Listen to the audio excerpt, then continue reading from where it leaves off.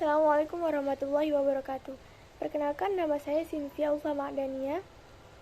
Saya perwakilan dari kelompok 11 akan menyampaikan materi tentang pengertian perencanaan produksi media. Yang pertama, saya akan menjelaskan tentang pengertian dari perencanaan produksi media itu sendiri. Media pembelajaran merupakan suatu perantara yang memudahkan pendidik dalam menyampaikan materi kepada peserta didik agar pembelajaran dapat tercapai sesuai tujuan pembelajaran. Media pembelajaran sebagai alat dan bahan yang digunakan untuk membantu dan mencapai materi pada proses pembelajaran. Media pembelajaran merupakan segala sesuatu yang dapat menyampaikan atau menyalurkan pesan dari suatu sumber belajar secara terencana, sehingga terjadi lingkungan belajar yang mendukung, di mana penerimaannya terjadi secara efisien dan efektif. Perencanaan produksi media dapat disimpulkan bahwa media pembelajaran dari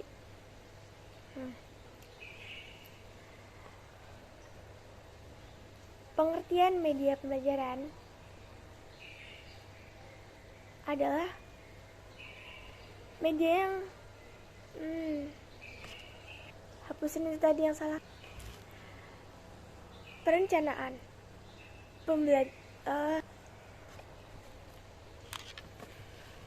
yang dimaksud dengan perencanaan pembelajaran adalah pengambilan keputusan atas berbagai pilihan yang akan dilaksanakan untuk mencapai tujuan yang telah ditentukan, di mana perencanaan mengandung rangkaian putusan dan penjelasan dari tujuan, serta penentuan dan penjelasan dari tujuan. Sedangkan media pembelajaran adalah alat yang digunakan untuk menyampaikan informasi, merangsang pikiran, perasaan, perhatian, dan juga mendorong kemauan peserta didik untuk belajar. Dari sini dapat disimpulkan bahwa perencanaan produksi media pembelajaran adalah tahap pengambilan keputusan dari banyaknya pilihan media belajar untuk dapat mencapai tujuan pembelajaran yang efektif dan efisien. Yang pertama adalah perencanaan produksi media asli dan tiruan. Media pembelajaran asli merupakan media yang menggunakan benda yang nyata dan asli, seperti candi misal. Salah itu tadi.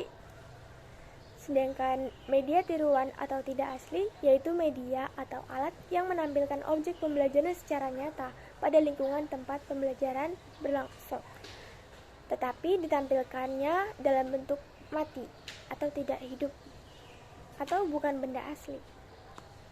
Langsung saja kepada pembahasan produk media asli.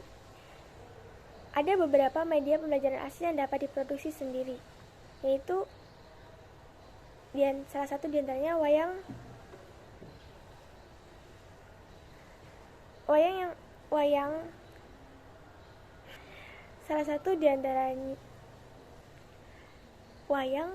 binatang, dan candi. Ganti yang ini nih. Adapun beberapa contoh dari media pembelajaran asli, yaitu wayang, binatang, dan candi.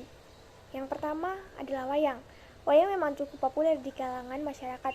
Oleh karena itu, tidak jarang banyak ditemui pengrajin yang dapat membuat wayang, sehingga tidak jarang terdapat wayang-wayang di beberapa tempat pembelajaran, terutama di sekitar daerah Jawa. Yang kedua adalah binatang. Binatang adalah makhluk hidup yang harus dikenal dan dilestarikan agar generasi kita dapat mengetahui binatang-binatang apa saja yang ada di dunia ini, sehingga dapat mengetahui bahwa makhluk di bumi ini bukan hanyalah manusia semata. Jadi kita harus melestarikan binatang demi generasi yang akan datang untuk pembelajaran yang akan berlangsung agar dapat mengenali binatang-binatang. Salah sampai yang manusia semata itu tadi ya, katan yang habis itu.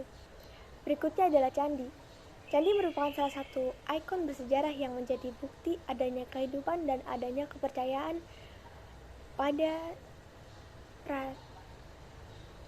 zaman purbakala. Candi merupakan salah satu ikon bersejarah yang menjadi bukti adanya kehidupan dan adanya kepercayaan pada zaman purbakala. Candi diperkirakan mulai ada pada peradaban agama Hindu-Buddha. Bangunan ini bisa menjadi salah satu bukti bahwa pada zaman dahulu, salah itu tadi, pokok yang Hindu-Buddha ikatan ya sampai ini. Berikutnya adalah produksi media tiruan. Contoh dari media tiruan antara lain yaitu bola dunia. Assalamualaikum warahmatullahi wabarakatuh. Perkenalkan, nama saya Salma Sabila Solihah dengan NIM 2101311010138. Di sini saya akan menjelaskan tentang perencanaan produksi media dua dimensi. Nah, media dua dimensi sendiri adalah sebutan umum untuk sebuah alat peraga yang memiliki karakteristik panjang dan lebar pada suatu bidang yang datar. Nah, media dua dimensi ini memiliki beberapa jenis. Yang pertama yaitu media papan, yang kedua yaitu media grafis, dan yang terakhir yaitu media cetak. Nah, media papan sendiri adalah sebuah media yang dalam bentuk papan yang tujuannya untuk menyampaikan sebuah pesan kepada seseorang yang diinginkan, kepada siswa atau orang-orang sekitar. Media grafik ini disimbolkan dengan garis-garis untuk menyampaikan informasi kepada para siswa. Informasi pembelajaran tersebut dengan cara singkat atau lebih diringkas dalam bentuk garis-garis, tatanan garis tersebut. Nah, kemudian di sini saya akan menjelaskan tentang perencanaan produksi media tiga dimensi. Nah, yang dinamakan dengan media tiga dimensi sendiri ini adalah sebuah sekelompok media tanpa proyeksi yang penilaiannya secara visual tiga dimensional. Jadi ini sebagai perwujudan dari barang yang asli, kayak bahan tiruan begitu kurang lebihnya. Kemudian kelebihan-kelebihan dari media tiga dimensi sendiri ini adalah memberikan pengalaman secara langsung, terus penyajiannya ini lebih konkret, kemudian dapat menunjukkan objek secara utuh dan baik, kemudian dapat memperlihatkan struktur organisasi ini secara jelas, kemudian yang terakhir dapat menunjukkan akar atau suatu proses pembelajaran secara jelas. Kemudian kelemahan dari media tiga dimensi sendiri ini adalah tidak bisa menjangkau sasaran yang dituju, kemudian perawatannya itu sangat rumit, kemudian penyimpanannya memerlukan penyimpanan yang dalam jumlah besar. Kemudian jenis-jenis tiga dimensi itu ada tiga. Yang pertama yaitu model padat, kemudian ada model penampang, kemudian yang ketiga yaitu ada model susun. Kemudian yang pertama saya akan menjelaskan tentang model padat dari media tiga dimensi ini. Model padat yaitu memperlihatkan bagian permukaan luar dari objek dan seringkali membuat bagian-bagian yang lainnya itu dibuat bingung gagasan-gagasan utamanya dari bentuk warna dan juga susunannya. Seperti contoh boneka, bendera, bola anatomi manusia, dan juga yang lainnya. Kemudian yang kedua yaitu model penampang, yaitu model yang memperlihatkan bagaimana menampakkan sebuah objek itu tampak apabila bagian permukaannya itu diangkat untuk mengetahui susunan bagian-bagian yang ada di dalamnya. Nah, model ini harus lebih diperhatikan dalam membuat warna, itu harus secara kontras agar lebih menonjol dan juga dibubuhi warna-warna yang menarik. Kemudian yang ketiga yaitu model susun, terdiri dari beberapa bagian objek yang lengkap atau sedikitnya suatu bagian penting dari objek tersebut, seperti mata, telinga, jantung, tengkorak, otak, dan lain-lainnya. Kemudian model susunan ini dimaksudkan struktur bagian dari sebuah benda, di samping memperlihatkan bagian dalam objek juga dapat dilepas, jadi dapat melihat dalam objek tersebut begitu kurang lebihnya. Baik, di sini saya akan menyampaikan presentasi yang sebelumnya disampaikan oleh teman saya. Media elektronik digunakan oleh guru untuk membantu meningkatkan kualitas pendidikan di Indonesia. Kualitas yang ingin dicapai guru mengarah ke tujuan pembelajaran dengan menyediakan materi pendidikan. Idealnya agar proses belajar mengajar dapat dilaksanakan dengan baik. Proses belajar mengajar mengembangkan guru sebagai pengajar dan pelajar. Guru berperan sebagai transfer ilmu pengetahuan, bimbingan, dan dorongan siswa dalam kegiatan belajar mengajar. Selain itu, guru dituntut untuk belajar dan mengikuti perkembangan terkini.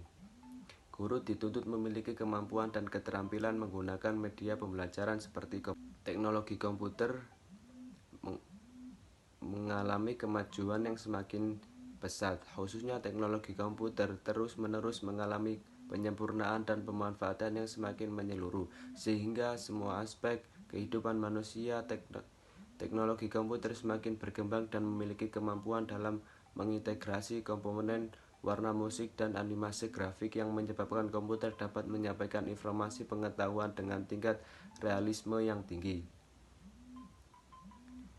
Perkembangan pembelajaran dalam pemanfaatan teknologi komputer akan memberikan kesempatan pada peserta didik untuk mendapatkan materi pembelajaran yang otentik.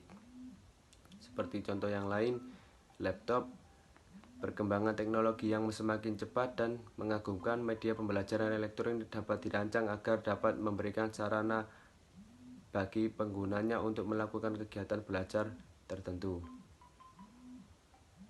Laptop sebagai salah satu media pembelajaran elektronik yang membantu guru dalam perencanaan, pengembangan, dan menciptakan kompetensi yang ditentukan dengan proses belajar mengajar. Laptop akan lebih mudah, lebih bermakna setelah terhubung dengan internet, sehingga memberikan kemudahan bagi guru melakukan peluasan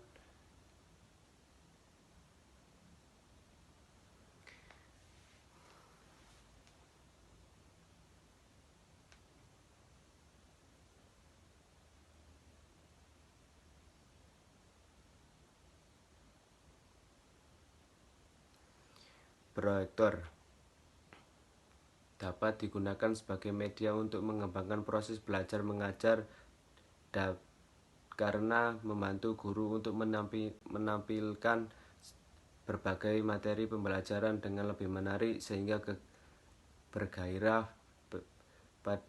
Belajar peserta didik dapat ditimbulkan dengan suasana pembelajaran yang menyenangkan. Sekian dari kelompok kami, bila ada yang salah mohon dimaafkan.